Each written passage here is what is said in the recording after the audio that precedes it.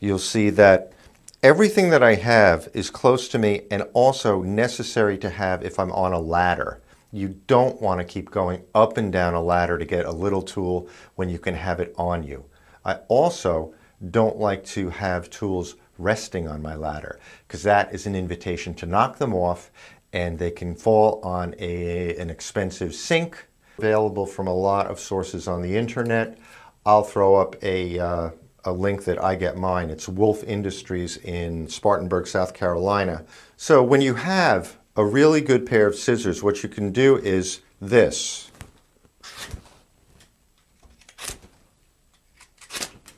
That's called a zip cut.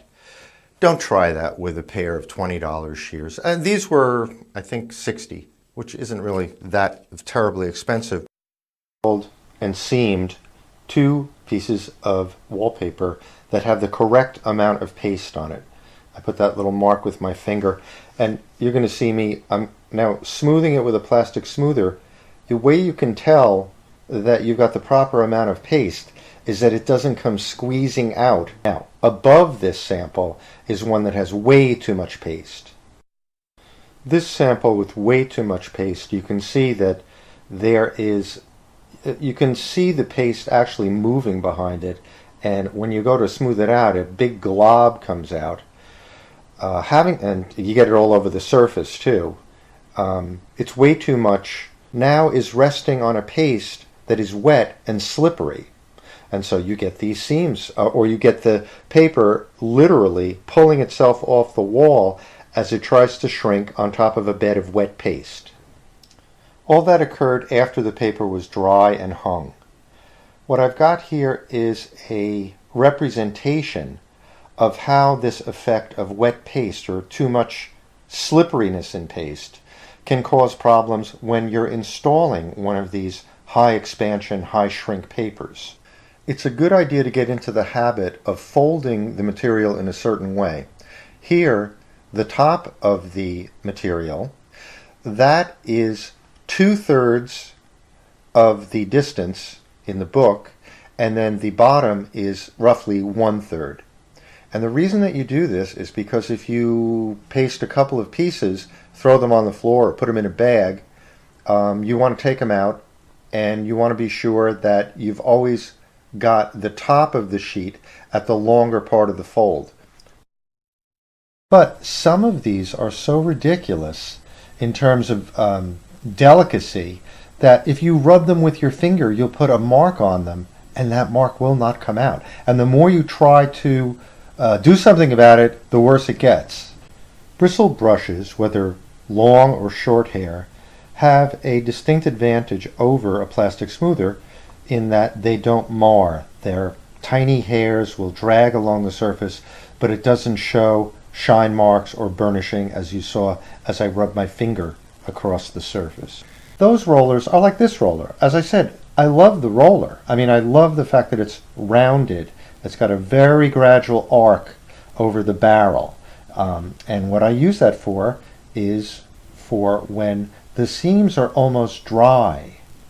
Here you can see why it's not really a good idea to roll seams when they're still wet and loaded with moisture. That rounded barrel on this type of roller just pushes paste aside. Where there is a problem at the baseboard, it's not perfect. The problem here is that the plaster is very rough. It's all crumbly. It's not a smooth surface. And so if I cut into it with the blade, it's going to throw my blade off, sort of like riding a bicycle on a very rocky surface. You want a smooth surface to be able to get a smooth cut. I'm going to show you how to avoid that very rough surface and get to the smooth wooden edge on the top of the baseboard. Here is a cut that I frequently make using Steve Bogus's blue plain plastic tape.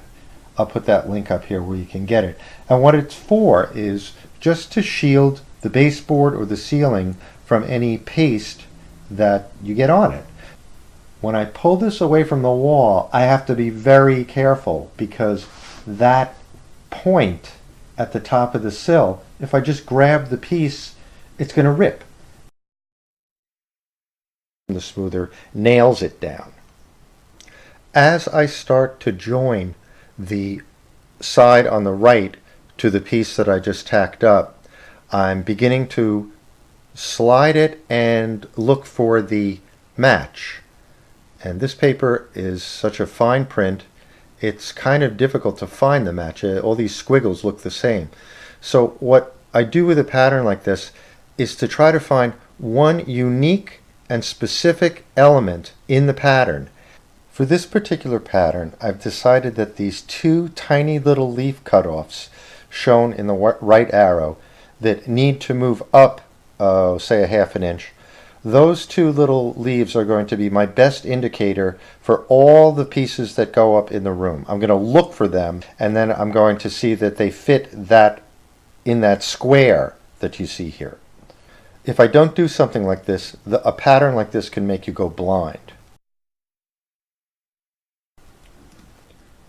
With a pattern, the object here is to stay perfectly true and plumb above the window, and then you'll see me doing the pieces below the window, and those should be perfectly true and plumb. You should check them, because the object here is to meet the long piece that's going to go up against the left side of the window, and you don't want the intermediate pieces to be going off plumb.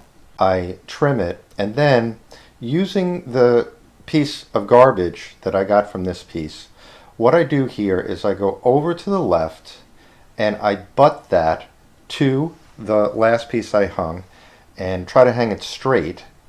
I know it looks a little bit crooked from this angle, but it's straight. And that left edge of that scrap piece now tells me exactly where the long seam is going to be for the long piece.